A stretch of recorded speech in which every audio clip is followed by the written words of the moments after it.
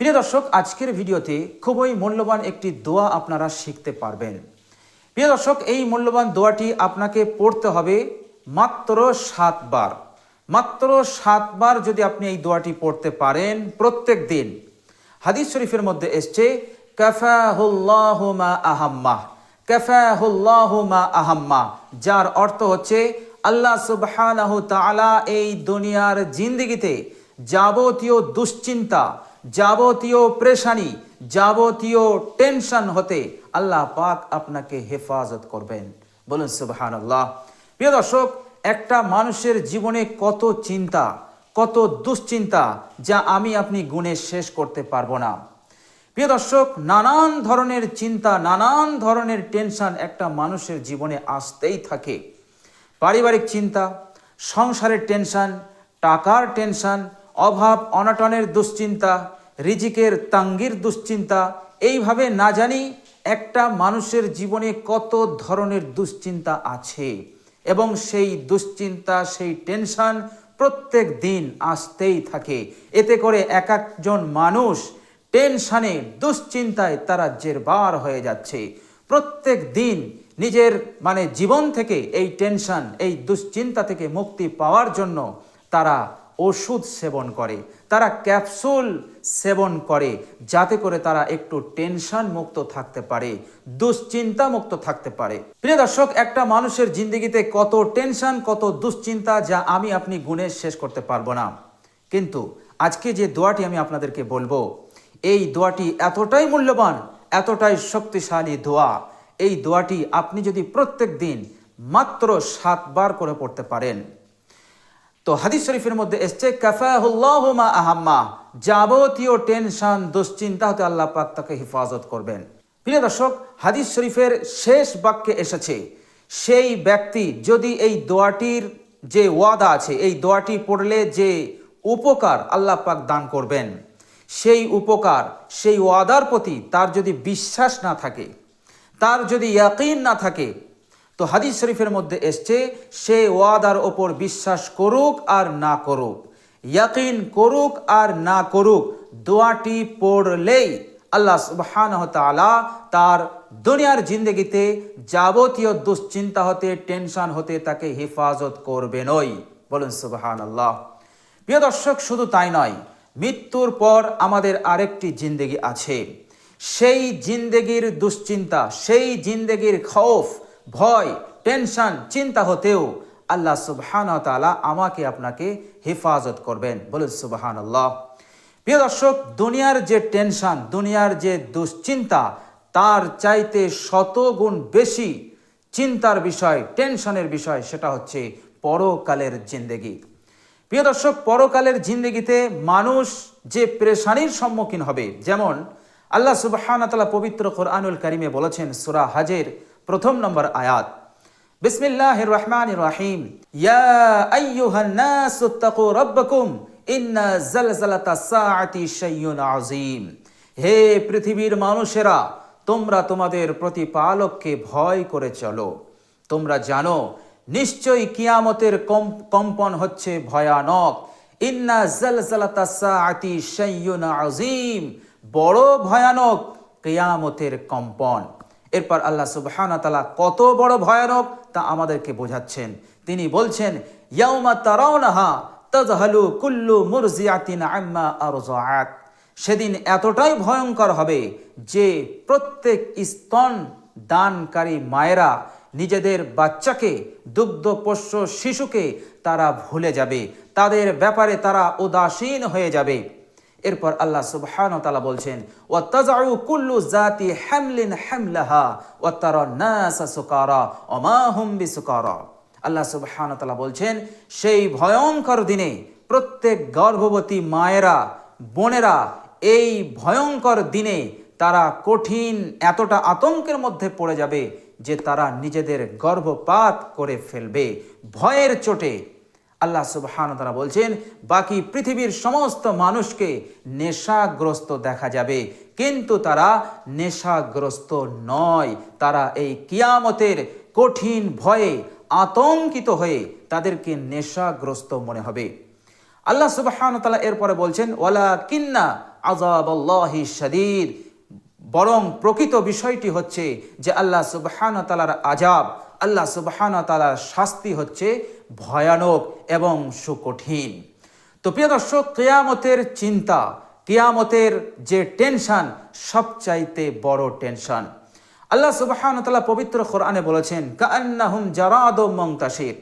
কাল কিয়ামতের দিনে আল্লাহ পাক তোমাদেরকে একত্রিত করবেন, অর্থাৎ তোমরা একত্রিত হবে, একেবারে পঙ্গপালের ন্যায় তোমরা সমবেত হবে। অর্থাৎ সেদিন মুমিনদের দলের মধ্যে কাফেররাও ঢুকে যাবে, বেঈমানরাও ঢুকে যাবে, নাস্তিকরাও ঢুকে যাবে। এইভাবে কে কোথায় অবস্থান করবে তার কোনো ঠিক থাকবে না। এরপর আল্লাহ সুবহানাহু ওয়া তাআলা বলবেন, ওয়ামতাজুল ইয়াউমা আইয়ুহাল মুজরিমুন, হে মুজরিমরা, হে নাফরমানরা, তোমরা আজ পৃথক হয়ে যাও। এই ঘোষণার সাথে সাথেই আল্লাহ সুবহানাহু ওয়া তাআলা প্রত্যেক মানুষের কর্মের ওপরে ভিত্তি করে, তাদের আমলের ওপরে ভিত্তি করে তাদেরকে বিভক্ত করে দেবেন। মুজরিমরা আলাদা হবে, ঈমানদাররা আলাদা হয়ে যাবে।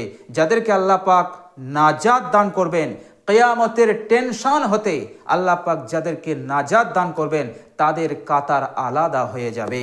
বলেন সুবহানাল্লাহ। প্রিয় দর্শক, বিষয়টা কিন্তু অত সহজ নয়। আমি আপনি জানি না যে সেই কাল কিয়ামতের দিনে আমরা কোন কাতারে দাঁড়াবো।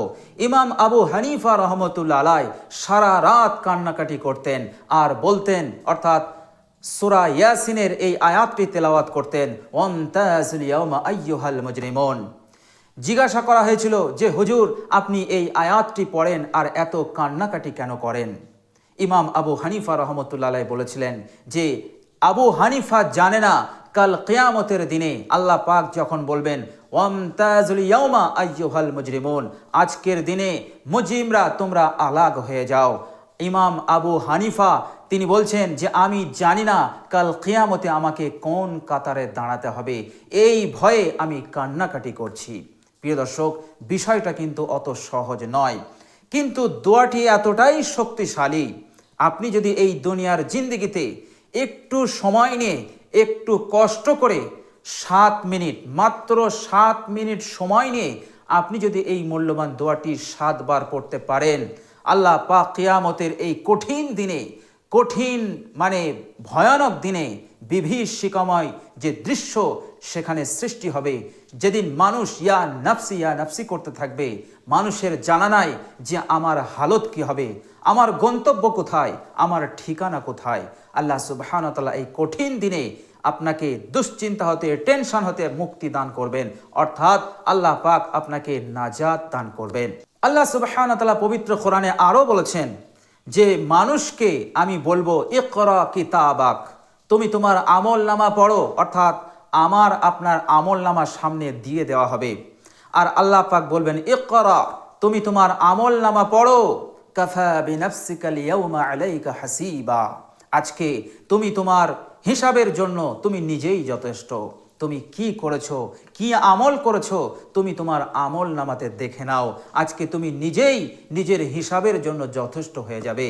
প্রিয় দর্শক, এই দুনিয়ার বুকে আমরা কত ধরনের আমল করি, ভালো আমল, খারাপ আমল, শয়তানের ওয়াসওয়াসায় পড়ে আমরা বদ আমল করে ফেলি। প্রিয় দর্শক, কিয়ামতের দিনে এই কঠিন টেনশন, এই কঠিন ভয় হতে আল্লাহ পাক আমাকে আপনাকে নিরাপদে রাখবেন। আল্লাহ পাক আমার আপনার হেফাজত করবেন, নাজাত দান করবেন, যদি আপনি পাবন্দির সহিত এই মূল্যবান দোয়াটি পাঠ করতে থাকেন।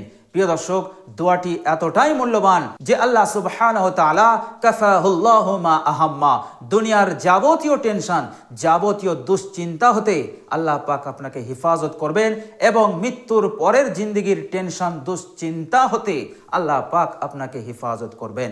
বলুন সুবহানাল্লাহ।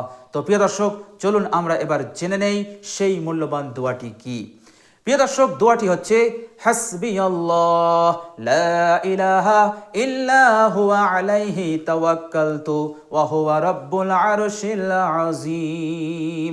হাসবিয়াল্লাহ লা ইলাহা ইল্লা হুয়া আলাইহি তাওয়াক্কালতু ওয়া হুয়া রাব্বুল আরশিল আযীম।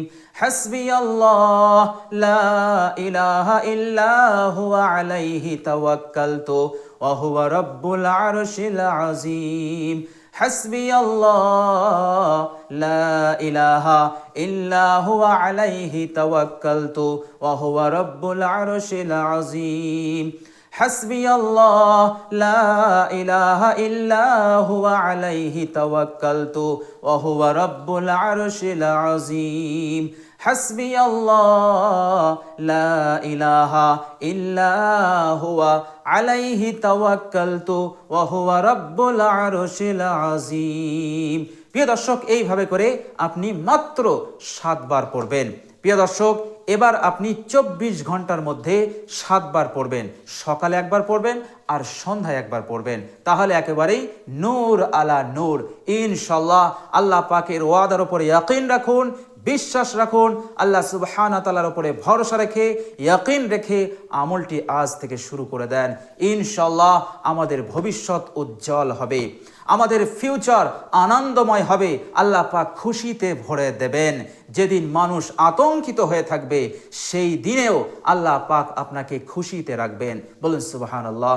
তো প্রিয় দর্শক, আমরা সকলেই চেষ্টা করব মূল্যবান দোয়াটি প্রত্যেক দিন সকালে একবার মানে 7 বার, আর সন্ধ্যায় অর্থাৎ মাগরিবের নামাজের পর শোবার আগে এই লম্বা সময়ের মধ্যে 7 বার আমরা পড়ে নেব ইনশাআল্লাহ।